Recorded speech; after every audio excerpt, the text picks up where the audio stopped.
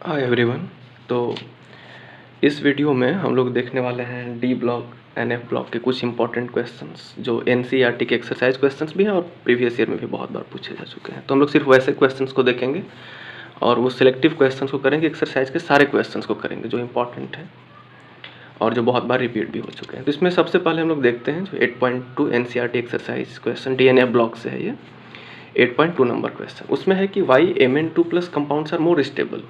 Mn2 plus जिस compound में होगा वो ज़्यादा स्टेबल होगा Fe2 प्लस वाले कंपाउंड से, और वो Fe3 प्लस स्टेट में कन्वर्ट नहीं होना चाहेगा। मतलब Mn2 प्लस कुछ ज़्यादा स्टेबल है, ये क्यों है बेसिकली ये चीज़ बताना है। और किससे ज़्यादा स्टेबल है तो Fe2 प्लस से। तो जब भी दो ऑक्सीडेशन स्टेट को हम लोग कंपेयर करते हैं तो ज़्यादा अच्छा ये होगा कि दोनों का कॉन्फ़िगरेशन लिख लिया जाए।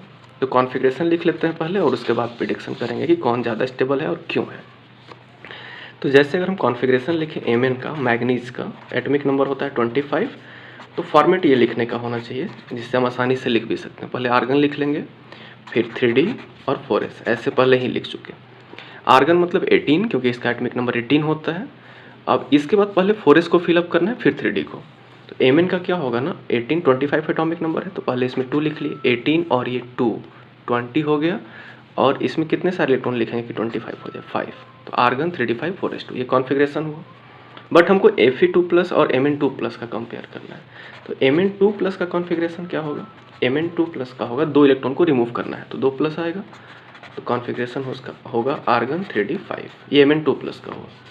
उसी टाइप से अगर हम लोग Fe और Fe2 प्लस का लिख लें तो यहाँ पे हम Fe का कैसे लिखेंगे, सिर्फ इसी फॉर्मेट में आर्गन, तो इसका एटॉमिक नंबर 26, फिर 3D और 4s। तो पहले क्या करेंगे, 4s को भर लेंगे तो 18 और ये 2 और यहाँ पे 6। तो 2 प्लस के लिए क्या होगा, 2 इलेक्ट्रॉन को हटा देंगे इसको, तो आर्गन 3d6 एंड 4s 2।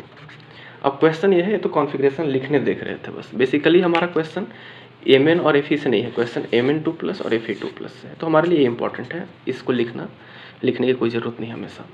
तो Mn2 plus he this one is more stable, यही बताना है। ये मोर स्टेबल है और ये लेस स्टेबल है, तो क्यों है ऐसा, तो कॉन्फ़िगरेशन से ही पता लग जाएगा कि Mn2 प्लस जब है तो कॉन्फ़िगरेशन में 3d5 है और यहाँ ये 4s2 नहीं रहेगा, ये तो 2 इलेक्ट्रॉन हट जाएगा ना, और ये क्या होगा 3d6।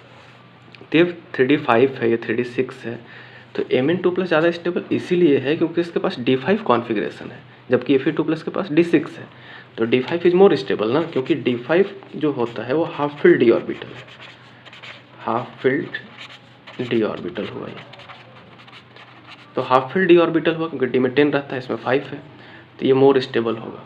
तो Mn2 plus compounds are more stable than Fe2 plus, because इसका आंसर क्या लिखेंगे हम लोग, because Mn2 positive have d5 configuration, या 3d5 भी लिख सकते हैं कॉन्फ़िगरेशन,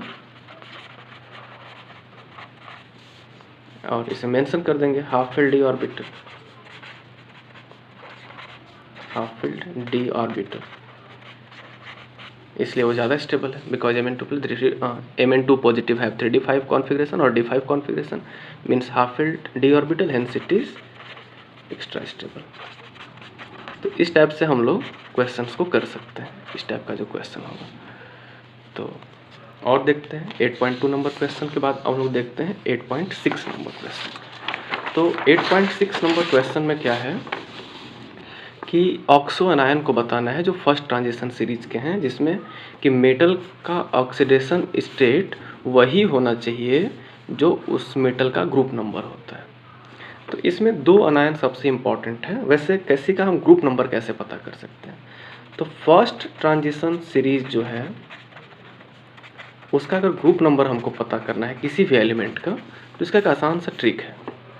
ये है कि फर्स्ट ट्रांजिशन सीरीज में एलिमेंट्स कहाँ से कहाँ तक होते हैं, एस्केंडियम से लेकर और कॉपर तक, वो ट्रांजिशन एलिमेंट कॉपर ही तक है। वैसे हम लोग 3D सीरीज की अगर हम बात करें फर्स्ट, तो जिंक तक आएगा।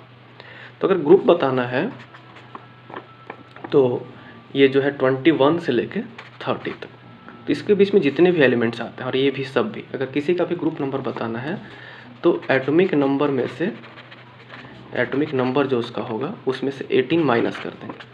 तो 18 माइनस करने पे जो भी नंबर आएगा वो ग्रुप नंबर होगा। एग्जाम्पल के लिए जैसे देखें कि अगर हमारे पास स्कैंडियम ही है, एटॉमिक नंबर, इसका ग्रुप नंबर बताना है।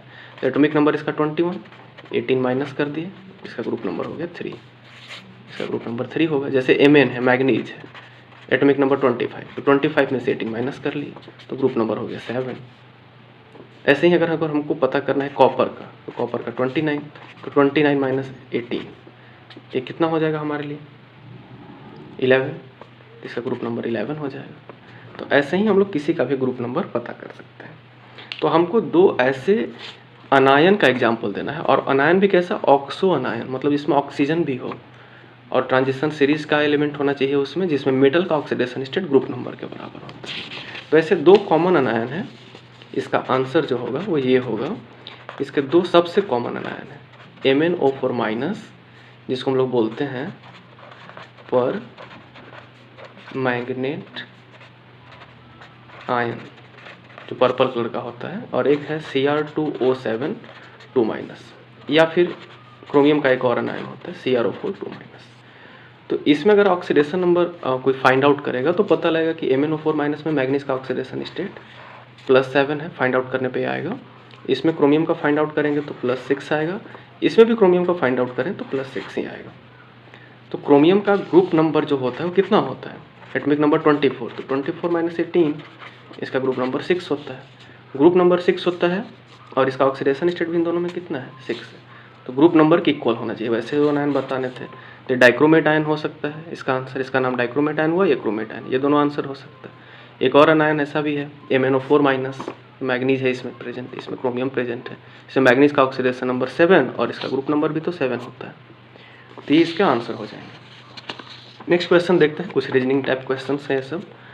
इसमें बताना है रीजन कि ट्रांजिशन मेटल और उसके जो कंपाउंड होते हैं वो पैरामैग्नेटिक क्यों होते हैं। तो सबसे पहले ये कि कोई भी कंपाउंड अगर पैरामैग्नेटिक है ना, तो पैरामैग्नेटिज्म जो होता है, मैग्नेटिज्म किसी में जो आता है वो अनपेयर्ड इलेक्ट्रॉन की वजह से आता है। तो अगर कोई पैरामैग्नेटिक है तो डेफिनेटली उसमें कोई ना कोई अनपेयर्ड इलेक्ट्रॉन है जो उसको पैरामैग्नेटिक बना रहा है। क्यों? क्योंकि अगर किसी ऑर्बिटल में एक इलेक्ट्रॉन है तो एक इलेक्ट्रॉन क्या है ना कि वो मैग्नेटिक फील्ड क्रिएट करेगा और उसका कुछ रिजल्टेंट मैग्नेटिक मोमेंट होगा। लेकिन एक ऑर्बिटल में अगर 2 इलेक्ट्रॉन आ जाए तो एक का मैग्नेटिक मोमेंट दूसरे से कैंसिल हो जाता है, क्योंकि दोनों का डायरेक्शन जो होता है, स्पिन जो होता है एंटी अपोजिट डायरेक्शन में होता है। एक ऑर्बिटल में 2 इलेक्ट्रॉन रहे, दोनों का स्पिन सेम नहीं हो सकता है, अपोजिट होगा। तो अगर वो अपोजिट होगा तो एक का मैग्नेटिक मोमेंट दूसरे से कैंसिल हो जाएगा। लेकिन अगर वो एक ही है, 2 उसमें नहीं है, सिंगल इलेक्ट्रॉन है, अनपेयर्ड है मतलब, तो उसका रिजल्टेंट मैग्नेटिक मोमेंट जो होगा कुछ होगा, कैंसिल नहीं होगा वो, इसलिए अनपेयर्ड होना जरूरी है अगर कोई कंपाउंड पैरामैग्नेटिक है तो इसमें अगर वो दोनों पेयर्ड है तो क्या हो जाएगा, डायमैग्नेटिक हो जाएगा, ये कंपाउंड पैरामैग्नेटिक नहीं हो सकते। तो ट्रांजिशन मेटल और उसके बहुत सारे कंपाउंड्स पैरामैग्नेटिक क्यों होते हैं, तो इसीलिए होते हैं because they have unpaired electrons. और ट्रांजिशन मेटल है तो डी ऑर्बिटल में ही अनपेयर्ड इलेक्ट्रॉन प्रेजेंट होते हैं इन देयर डी ऑर्बिटल। तो डी ऑर्बिटल्स में अनपेयर्ड इलेक्ट्रॉन प्रेजेंट होते हैं, that unpaired electrons make them paramagnetic in nature. अब नेक्स्ट क्वेश्चन है कि इंथैल्पी ऑफ एटोमाइजेशन या इंथैल्पी ऑफ सब्लिमेशन भी मेटल के केस में इसको हम लोग कह सकते हैं, वो ट्रांजिशन मेटल का हाई होता है। मतलब ये हुआ कि कोई ट्रांजिशन मेटल है, जैसे कि हम आयरन ही मान लें, आयरन भी तो एक ट्रांजिशन मेटल है। तो आयरन सॉलिड से आयरन को गैस बनाना बहुत डिफ़िकल्ट है, मतलब उसमें बहुत हाई एनर्जी लगेगा। तो क्यों हाई एनर्जी लगेगा, इंथैल्पी ऑफ एटोमाइजेशन हाई क्यों होता है, इंथैल्पी ऑफ सब्लिमेशन हाई क्यों होता है, उनको सॉलिड से गैस में कन्वर्ट करना हाई क्यों है, यही पूछा जा रहा है इसका मतलब। तो ये इस वजह से होगा क्योंकि इनके मेटल जो होते हैं ना ट्रांजिशन मेटल, उनमें अच्छा बॉन्डिंग होता है, बहुत स्ट्रॉन्ग बॉन्डिंग होता है। तो स्ट्रॉन्ग बॉन्डिंग, क्योंकि हम यहाँ पे मेटल की बात कर रहे हैं, तो मेटल में जो बॉन्डिंग होता है उसको लोग मेटलिक बॉन्डिंग बोलते हैं।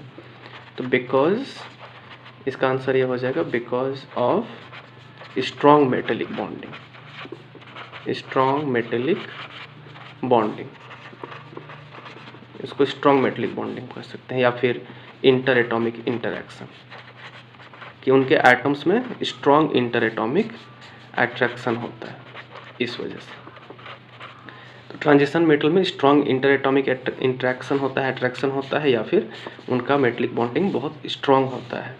इस वजह से उनको सॉलिड से गैस में कन्वर्ट करना, मतलब कि सबलाइम कराना, या कह सकते हैं कि एटम में कन्वर्ट करना बहुत डिफ़िकल्ट होता है। Means they need a very huge amount of energy, इसलिए उसका एंथैल्पी ऑफ एटमाइजेशन ज़्यादा होता है। अब स्ट्रॉन्ग मेटलिक बॉन्डिंग क्यों होता है?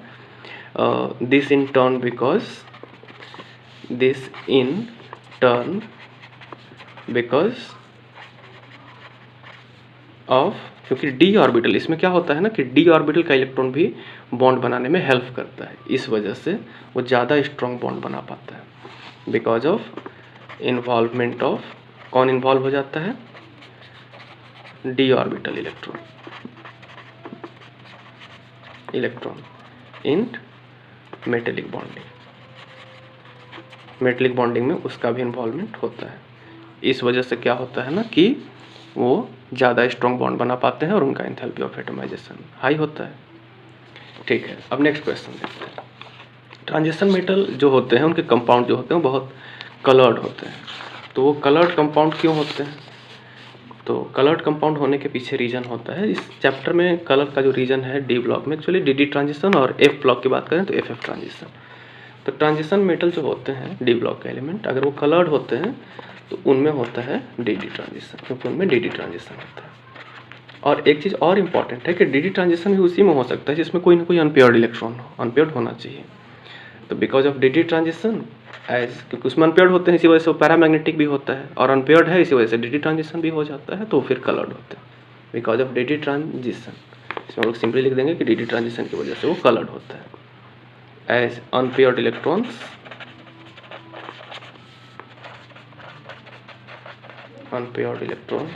आर generally present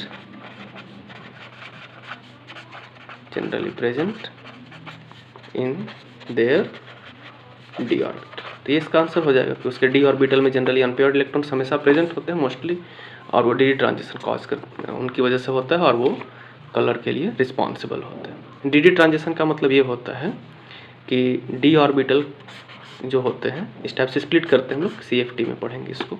तो अगर एक डी ऑर्बिटल के इलेक्ट्रॉन से इलेक्ट्रॉन यहाँ नीचे के इलेक्ट्रॉन जंप करके अगर ऊपर चले जाते हैं तो क्या होता है ना कि नीचे से जैसे ही वो ऊपर गया इलेक्ट्रॉन जंप करके, तो कुछ एनर्जी चाहिए होगा उसको, तो यहाँ से यहाँ जाने में जो एनर्जी लगेगा उसी वेवलेंथ का एनर्जी वो रिलीज भी करेगा जब वहाँ से यहाँ वापस आएगा। तो और एनर्जी जो रिलीज करेगा वो कलर के फॉर्म में दिखता है, विजुअल रेंज में वो लाई करता है उसका एनर्जी, इस वजह से कलर्ड होते हैं।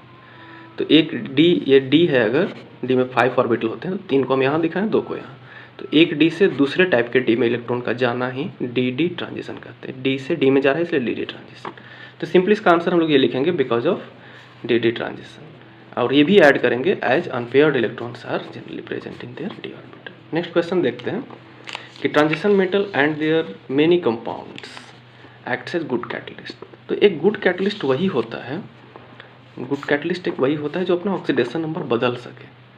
तो ट्रांजिशन मेटल जो अच्छे कैटलिस्ट ये होते हैं क्योंकि वो जो होते हैं ना उनके पास एक एबिलिटी होता है, because they show variable oxidation state.